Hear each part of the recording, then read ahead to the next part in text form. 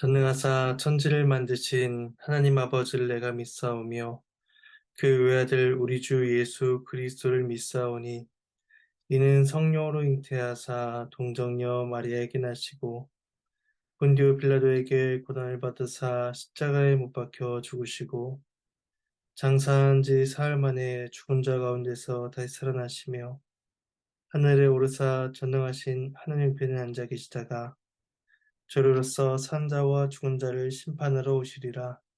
성령을 믿사오며 거룩한 공예와 성도가 서로 교통하는 것과 죄를 사해 주시는 것과 몸이 다시 사는 것과 영원히 살 것을 믿사옵나이다. 아멘. 찬송가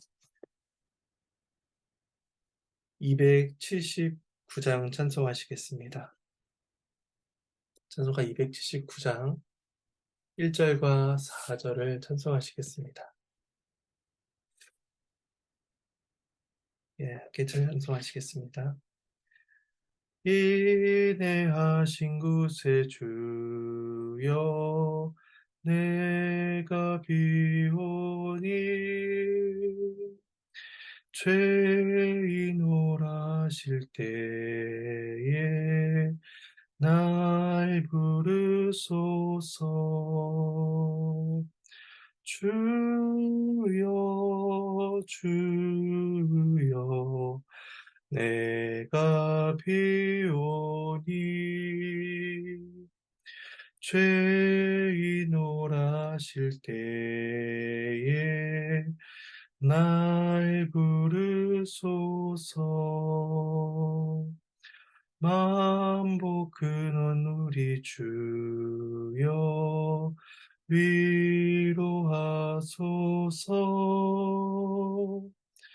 우리 주와 같으시니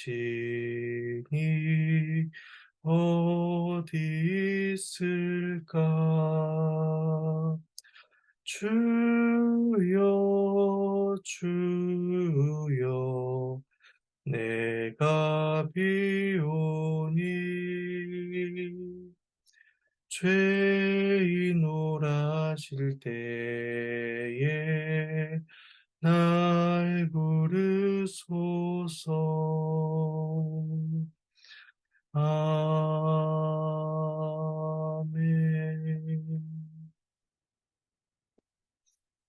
함께 보실 말씀은 열왕기상 20장입니다. 열왕기상 20장 22절에서 34절까지의 말씀입니다. 네, 말씀은 오늘 본문을 살펴보는 가운데 봉독하도록 하겠습니다. 함께 주의 말씀을 나누도록 하겠습니다. 어제 본문에서 북이스라엘은 아람의 침략에 맞서 승리를 경험하였습니다.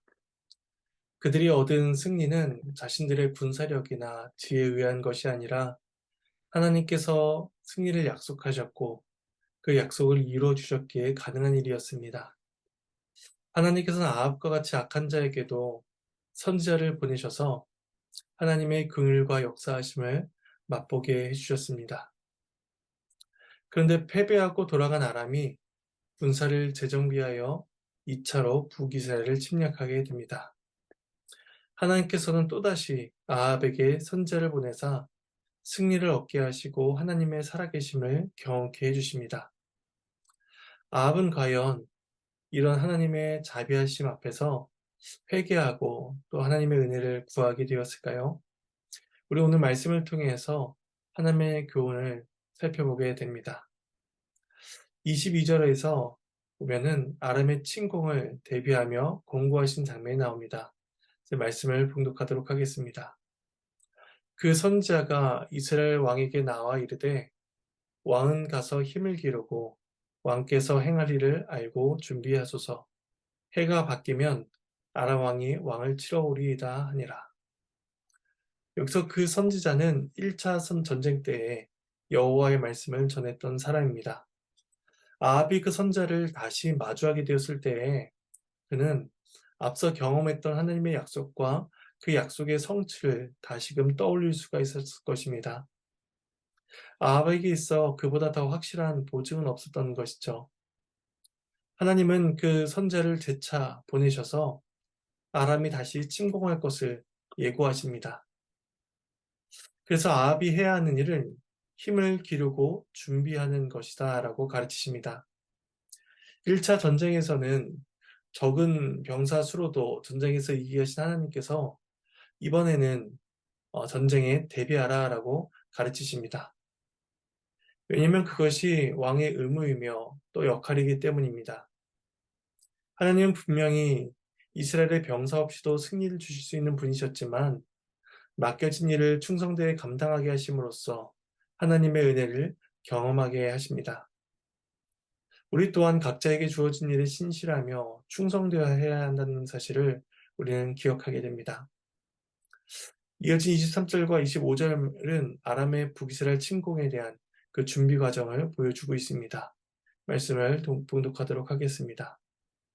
아람 왕의 신하들이 왕께 아뢰되 그들의 신은 산의 신이므로 그들이 우리보다 강하였거니와 우리가 만일 평지에서 그들과 싸우면 반드시 그들보다 강할지라.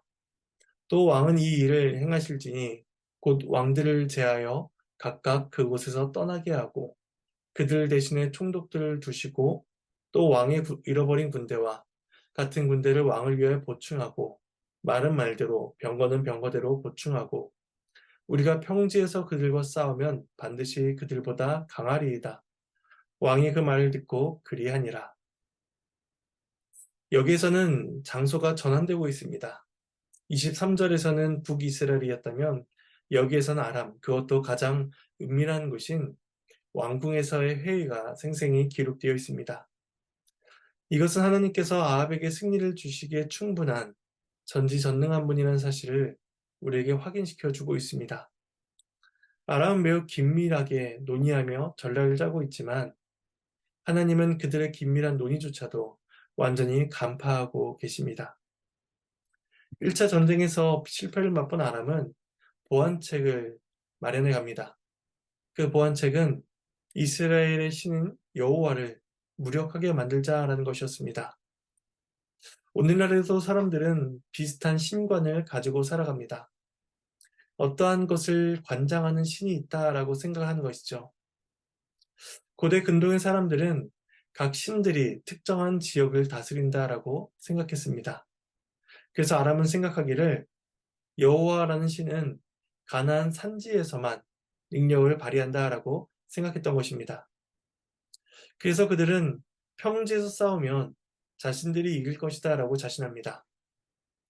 또한 베나다스의 신하들은 앞선 전투에서 패배를 경험했던 그 32명의 영주들은 해임하고 전투를 지휘할 새로운 장수를 세울 것을 제안하면서 군대의 말과 병거를 보충해야 된다라고 그게 왕에게 제안을 합니다. 이러한 신하들의 의견은 매우 설득력이 있어 보였고 아람 왕은 그들의 주장을 받아들여 전쟁을 다시 준비하게 됩니다.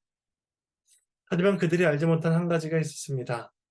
그들은 여호와가 어떤 분이신가를 알지 못했던 것입니다.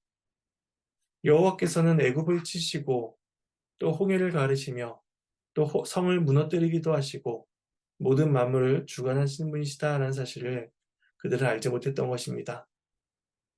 이어진 26절과 30절의 말씀은 전쟁이 시작되어 북이스라엘 승리를 얻게 되는 모습을 보여주고 있습니다. 제 말씀을 봉독하도록 하겠습니다. 해가 바뀌니 베나닷이 아람 사람을 소집하고 아벡으로 올라와서 이스라엘과 싸우려 하매 이스라엘 자손도 소집되어 분량을 받고 마주 나가서 그들 앞에 진영을 치니 이스라엘 자손은 두 무리의 적은 염소떼와 같고 아람 사람은 그 땅에 가득하였더라. 그때 하나님의 사람이 이스라엘 왕에게 나와 말하여 이르되 여호와의 말씀에 아람 사람이 말하기를 여호와는 산의 신이요 골짜기의 신 아니라 하는도다. 그러므로 내가 이 큰 군대를 다 네 손에 넘기리니 너희는 내가 여호와인 줄을 알리라 하셨나이다 하니라. 진영이 서로 대치한 지 7일이라 일곱째 날에 접전하여 이스라엘 자손이 하루에 아람 보병 10만 명을 죽이매 그 남은 자는 아벡으로 도망하여 성읍으로 들어갔더니 그 성벽이 그 남은 자 2만 7천 명 위에 무너지고 베나닷은 도망하여 성읍에 이르러 골방으로 들어가니라. 해가 바뀌고 봄이 되자 아람의 베나닷은 북이스를 침공합니다. 당연히 그들이 짠 전략대로 평지인 아벡으로 나옵니다. 이에 맞서 이스라엘 또한 군사를 소집하고 진영을 치게 됩니다. 하지만 군대의 수가 얼마나 차이가 나는지 이스라엘의 군사들을 가리켜서 두 무리의 적은 염소떼와 같다라고 표현을 하고 있습니다. 염소떼는 무리지어 움직이던 양떼와 달리 흩어져 지내는 성격을 가지고 있다고 합니다. 그러니 한 나라의 군대가 두 무리의 적은 염소떼와 같았다라는 것은 그들이 매우 초라하고 보잘것없는 상태였다라는 것을 알게 됩니다. 앞서 22절에서 전쟁을 준비할 힘을 기르라라고 권고를 받은 아합은 분명히 병사를 징집하여 전쟁을 준비했을 것입니다. 하지만 경건하지 못했던 그 아합은 순종하여 하나님을 의지하지 않았기 때문에 아마도 더욱더 군사를 정비하였을 것입니다.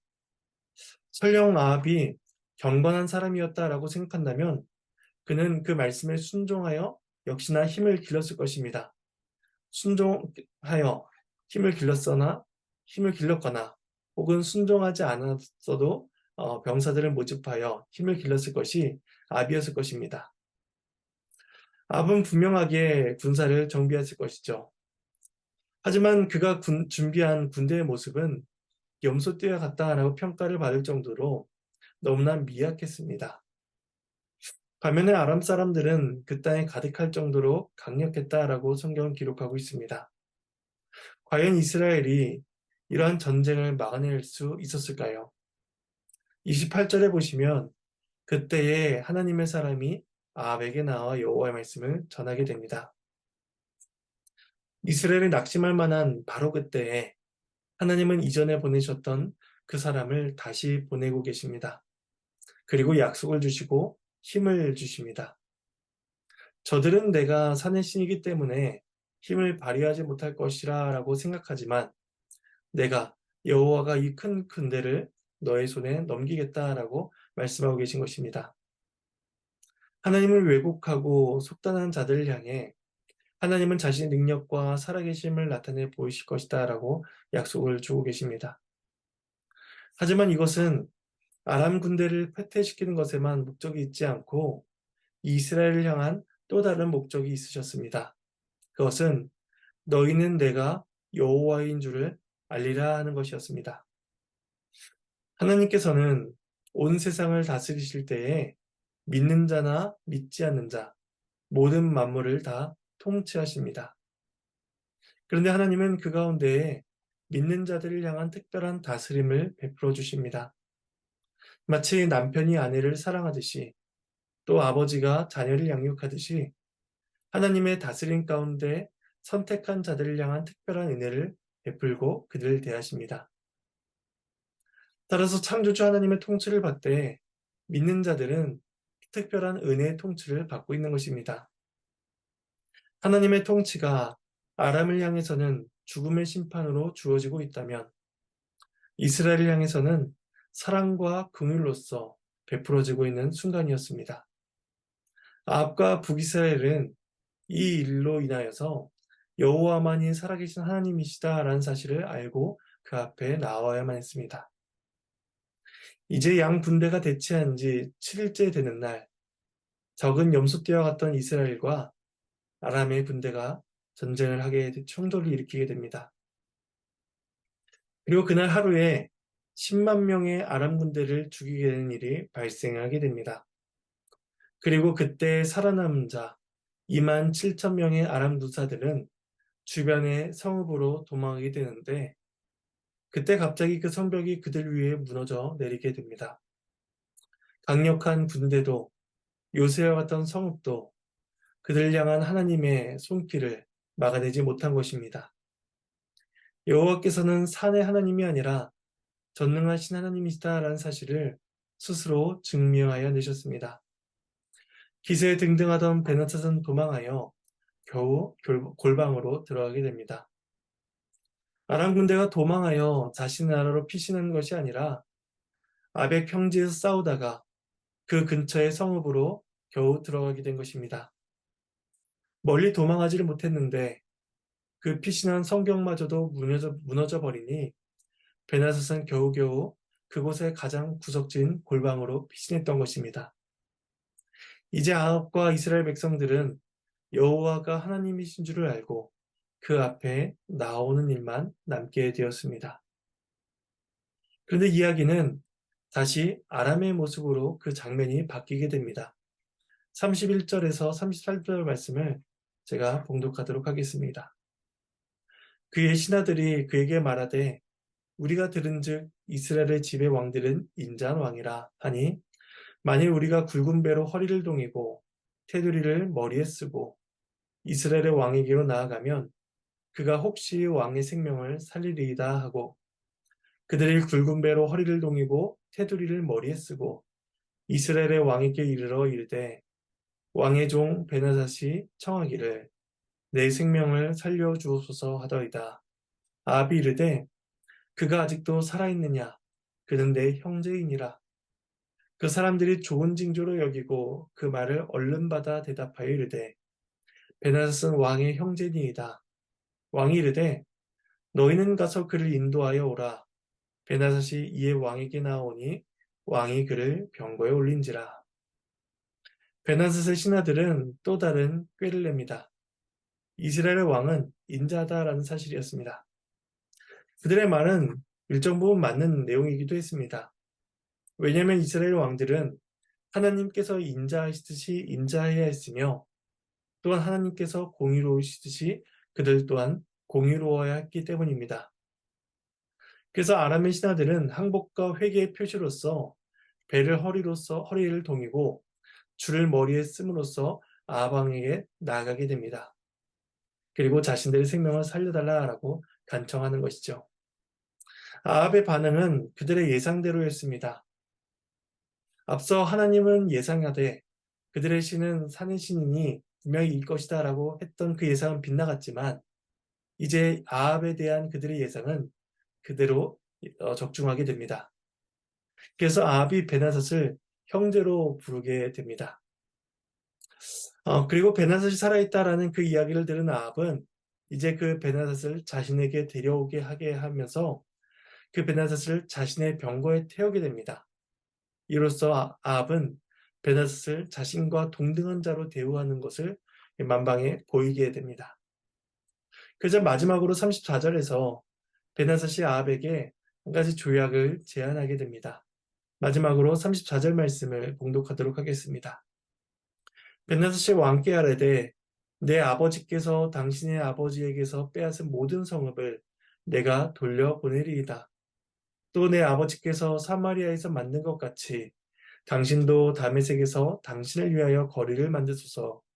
아합이 이르되 내가 이 조약으로 인해 당신을 놓으리라 하고 이에 더불어 조약을 맺고 그를 놓았더라. 네, 하나님의 말씀입니다. 하나님께 감사합니다. 베나닷이 두 가지를 제안합니다. 한 가지는 그 베나닷의 부친이 아합의 부친에게서 빼앗았던 모든 성읍을 다시 아합에게 돌려주겠다라는 것입니다. 또 다른 제안은 베나닷의 아버지가 사마리아에 그의 이름을 따서 거리를 만들었듯이 아합 또한 아람의 성읍에 아합의 이름을 딴 거리를 만들자라는 것이었습니다. 이에 대한 베나닷의 제안에 아합은 하나님의 뜻을 구하지 않고 임의로 그를 용서하고 그와의 조약을 맺게 됩니다. 하나님을 모욕하고 하나님의 나라를 공격한 것에 대한 어떠한 죄와 또 책임을 묻지 않고 여러 조건을 따져서 자신에게 좋다라고 판단되는 그 조약을 이제 아합이 임의로 맺게 된 것이었습니다. 과연 아합은 인자한 왕이었을까요? 그리고 이런 아합의 태도는 하나님께 어떠한 평가를 받게 될까요? 우리는 이에 대해서 내일 본문에서 확인하게 될 것입니다. 이제 우리 오늘 본문을 통해서 간단한 적용과 기도 제목을 세 가지로 생각해 보도록 하겠습니다. 첫 번째는 하나님께서 우리를 매 순간 적절한 교훈으로서 인도해 주시기를 우리는 기도해야 할 것입니다. 하나님께서 그 선제를 통하여서 그때에 하나님의 말씀을 전하여 알리셨듯이 오늘날 우리는 성경인 그 말씀을 통하여서 우리에게 주의 뜻을 나타내 보이시기를 우리는 구해야 할 것입니다. 두 번째는 하나님에 대한 올바른 이해와 지식을 갖도록 우리는 배우기를 그치지 않아야 할 것이며 더 나아가 그것이 우리의 지식에서 그치지 않고 우리의 삶에 적용되고 나타날 수 있도록 기도해야 할 것입니다. 그리하여 우리 자신에게 하나님은 어떤 분이신가 우리는 끊임없이 돌아봐야 할 것입니다. 마지막 세 번째로 하나님 앞에서 우리의 처지를 바라볼 수 있도록 하나님의 은혜를 구해야 할 것입니다. 아합은 자신의 능력으로 얻은 승리가 아님에도 마치 자신이 베나닷을 용서할 권한이 있는 것처럼 그렇게 행동합니다. 아합은 하나님 앞에서 자신의 처지를 깨닫지 못한 것입니다. 이처럼 자신의 처지를 깨닫지 못한 자는 교만한 자고 또한 죄악된 길로 나아갈 수밖에 없다는 사실을 기억하며 우리가 하나님 앞에서 어떻게 서 있는가 우리의 처지를 돌아보아야 할 것입니다. 이런 하나님의 은혜를 구하며 오늘도 복된 하루를 살아가는 저와 여러분이 되기를 간절히 소망합니다. 잠시 기도하시겠습니다. 하나님의 은혜에 감사를 드립니다. 하나님께서 주의 백성들을 선제를 통하여서 또 말씀을 통하여서 적절한 때에 교훈을 주시고 또 인도해 가신다는 사실을 우리가 돌아보게 됩니다.